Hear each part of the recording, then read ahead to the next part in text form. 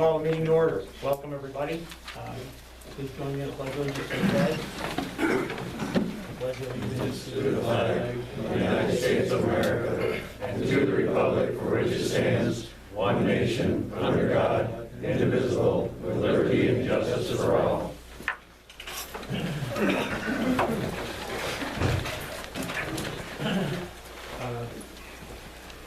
You've got the minutes of the previous meeting in the packet, so what's your pleasure?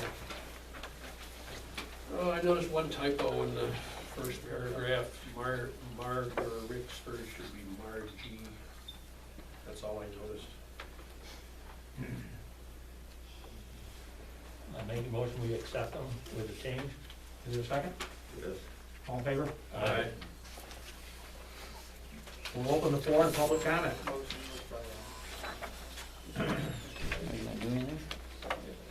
I got it. Last month's meeting, it was interesting to hear the different views on the wind power project. The comprehensive plan was read to us. It relates to the town of Howard in many ways. The town of Howard is unique. We're under the land use laws, no zoning. In Howard, because of the land use laws, we could have a pig farm right next to our property. Let me tell you, close your windows and avoid hanging clothes on the line when that happens. And if any businesses goes through the board, it is approved, they can be part of the community. So if a junkyard or recycling center is approved, it could be right next to your property. When I built my home in the valley, I had a clear view of nature's beauty. Soon after we built our home and shop, a piece of land across us come up for taxes. A single-wide mobile home moved in, the utility line poles was built. The single-wide mobile home was then sold. New neighbors had parties on their weekends and loud vehicles. Honestly, I would rather look at a wind turbine. In the future, there was others that residents of the town may not be happy with, may not be what they be right near their property or in the town of all. These are some of the issues I have experienced, but I understand this is part of the community. I live because of our land use laws. The town could propose zoning, but where to start is the best for the township. Also, when I was listening to the last board meeting and hearing members go over reports, I had some concerns. When the supervisor report was given, another board member made the comment, sarcastically, this ought to be good. The same board member made a negative comment about the name Saddam on one of the bills. In the future, I would like to see board members be more professional towards each other, who respect residents or others who maybe not or be present at these meetings. Thank you. Thank you. Public comment.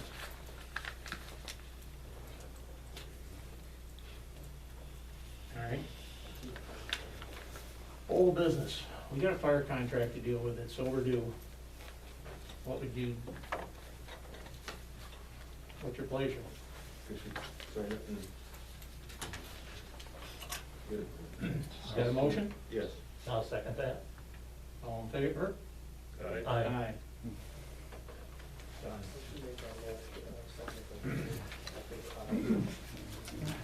Any reasoning why it was so late? Well, it was in, we met, what, the end of November? It was in packets here on December, January, February, March. So why wasn't it passed through? Where were we holding it, which is against the law? Well, I guess you'd have to talk to the other board members. I brought it Board up every members, month. Speak up. And said we ought to get this passed. Why? This is 3 years in a row we've been playing this game. Dick, Yes? I'm asking a question. Why are we playing this game still? I don't understand your question. Did you listen to anything I said? Yeah, why was it late? We Yeah, considered it once a month. And that's not we've true. eventually passed it. This was, that we had drafts, but this was the final form. We were asked by the fire company to have input, I believe, on it, and we eventually had input, I believe, and this is the result. I can't hear the conversation. It was, it was given long ago, so, and I gave you a couple months to do that, and to have input on it. I finally went with our attorney and had it written up with him, and he and I sat down, and took a long time to go through it, make sure everything was right. There was, I know you said something last board meeting about wanting to change employees to volunteers. I checked on that through PERMA and through risk management and through our attorney and through PERMA's attorneys. Legally in the state of New York, volunteers, firefighters are considered employees for workman's compensation purposes. So we had to leave that there. The other change you requested, the combining the paragraph, we did that as well. So all that stuff's in there. Just moving forward, from what I've gathered here with everything, people I've talked to, especially with PERMA getting back to me here recently, they said we were really lucky not to have anything to happen. Liability-wise, it would have fallen on you guys as well as us, because you guys are the authority having jurisdiction. If we were to have caused an accident or caused an injury to somebody else, it would have come back on us as well as you guys. They said it would have been an absolute mess. So moving forward in the future, the contract needs to be signed and done in a timely manner. And that's why, doing that in November, I was hoping we'd have a timely manner with a date set forth there of, March 1st to the last day of February being when this contract would go. So we just got to understand in the future that's the way we got to be, and we got to work together and do those kind of things, because everyone that showed up here tonight showed up for the same reason that we show up to calls. We care about the town. We care about the people in the town. A lot of these guys have been doing it for 40 years. Okay, and it was disheartening for us to have to go through this time and time again. And I hope moving forward that this is something that everybody can grow from and learn from and move forward and understand that these types of things can't happen anymore, because we dodged a huge bullet from what I've understood. And that's not, I'm not talking lightly about that. People could have really gotten in big trouble. And it would have been not just fire department, would have been the town board as well. Individuals down into board members, so as an organization. So I don't want that to happen again. So moving forward, we're going to make sure that this one ends in the end of February of next year. We need to have the next one signed and ready to go, and in place and done with. We don't need to go through this again. It's not right. It's not right to put the guys through this. It's not right to put the town through this and put them at risk of what could happen. And I learned a lot legally, so I'll thank you for that. More than I ever wanted to. I'd much rather be drilling and doing that fun stuff than dealing with the legal stuff. So, if there's any other issues, we'll have our lawyer contact your guys' lawyers and work it that way, because it was a huge ordeal. And unfortunately, we had to go through it. So hopefully we don't have to moving forward. Appreciate it. And when should that contract be ready next year? 1st of February? It should be ready, so that it should be ready, all done in February, so March 1st, it's all signed It's and all in done. effect. Yep. Bob, you'll have a check tomorrow. Okay, where do you want me to sign? Want me to sign that? I don't need another contract. Dick, you just told Brian that you discussed it. When did you guys discuss it? I'm trying to remember. What months did you discuss it? I don't recall, probably in January, February, possibly my colleagues here can recall. My notes don't recall. I think in January, I think I heard you say table it. And I believe in the minutes in February, if there are no minutes, you tabled it then too. You never even discussed it. And March was the first time I heard you discuss anything on this contract. I just wondered why it was March and not January, February. You just told me you said January, February. I think it was, we discussed it in January. I think you tabled it. I know you did. You tabled it and Eric seconded it. My notes ain't that long.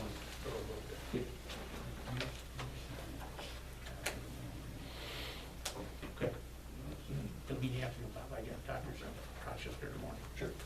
Don, Yes, sir. also, as a fireman and as a concerned taxpayer, I'd like to know when that check came in. When did you receive the check to the fire department?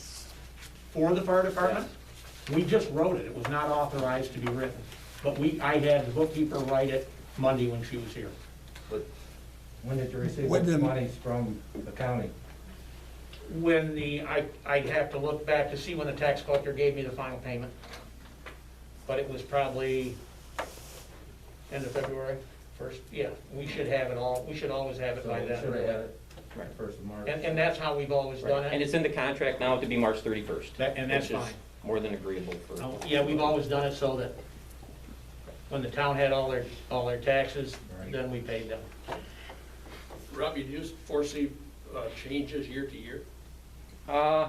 There was some talk from PERMA to be careful with a few things. I'm gonna talk with our lawyer about it and make sure that we're doing it right. So if there is a lapse in contract, you can put specific language in there that will allow certain things to remain covered, like the workman's comp, because that would have been the huge issue. There's nothing even in it, wouldn't have mattered, because in the old contract, there was no language saying that would have continued coverage. So we wouldn't have been, the workman's comp probably would have gone through, they said, because you guys have always paid that portion of it on a regular basis. But the workman's comp board would not have to do it because there was no written agreement. But they probably would have, is exactly what Scott Sprague said. I see, but apart from workman's comp, do you see likely changes from year to year? Other than, financial negotiations, things like that, I don't see where there'd be any major language changes. No, I mean, that's one thing that the attorney, I asked him to really look at things, and he was really good about it. I'd like to propose that in November, your budget time there, that we sit down with the fire department as a board, and I thought that was very useful. Yeah. And this was drawn up with agreement with all the board members sitting there with the fire department officers, and I propose that we do that again this Well, and actually, probably before then, because we're putting together a tentative budget at the end of September. We'll have ours for you in September. Yep, And which then- you always have done, yeah, and, so we'll, that's fine, hopefully right after that time, we can sit down okay? and do that again. Work for 1 year, 2 year, 3 year, or whatever, because it used to be 3, so it'd be nice to go Yep. back to that if we could. Yep, and I mean, and that way, if you guys are buying a truck or something, when you go out to borrow money, Right. the bank sees, yes, we've got a There's a long-term commitment. contract. Right. Correct. Makes it a lot easier. So, all right, thank you. Oh, thank you.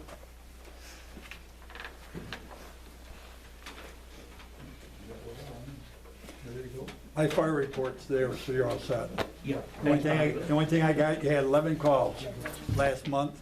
1 wire down, 3 more vehicles, 2 brush, 2 trees, Thank you. 1 car, 2 structure fires, and the Fremont ambulance came once. I can't hear anything. You're all set? Thank you. Thank you. Thank you, guys.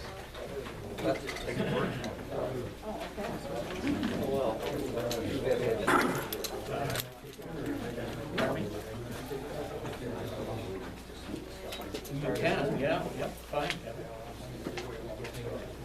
Oh, that's all right. That's all right.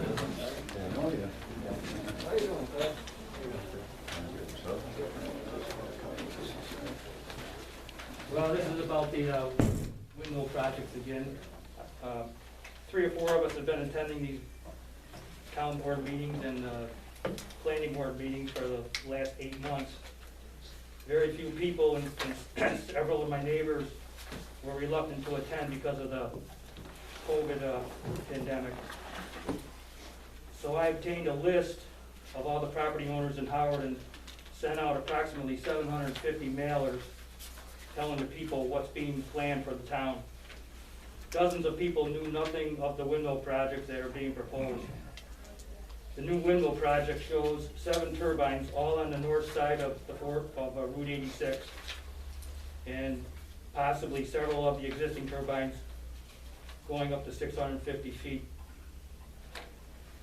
With the 7 landowners getting turbines on the north side of the 4-lane, 6 of their neighbors are getting good neighbor agreements totaling 13 taxpayers receiving funds from the project. The petition shows 151, well actually now it's 172, we just got 21 more signatures from Smith Pond this week. So it's 172 signatures opposed to the turbines. Of the 172 signatures, 19 were unconfirmed, meaning meaning I'm not sure that they actually own property here in Howard, or if they just are friends of Howard people here, or just come here to hunt. So that's 132 people opposed versus 13 property owners getting windmill contracts. That's roughly 13-1 ratio people against the turbines. And we're continuing to get the signatures daily. While I was getting the signatures from several of the landowners, or while I was getting the signatures, several landowners wouldn't even sign the petition because they knew one or a couple of the board members and they didn't want to put their names to paper. Several other people wanted to know why these windmills didn't go up for a referendum. I said that I would ask the board when I propose this talk here, why such an important topic couldn't be voted on, especially when the elections are right around the corner. And I would think the board would want to be as transparent as possible when it comes to this project here, primarily because one or a few of the members are or may be getting windmills in the future. I guess it'd be no different than having the same board having a member of the Waste Management Committee or the president of Lippincott on the board and wanting to put a landfill in the town. It just wouldn't be right. So again, I just want to ask the town if a referendum can be put in for the windmills for the next upcoming election.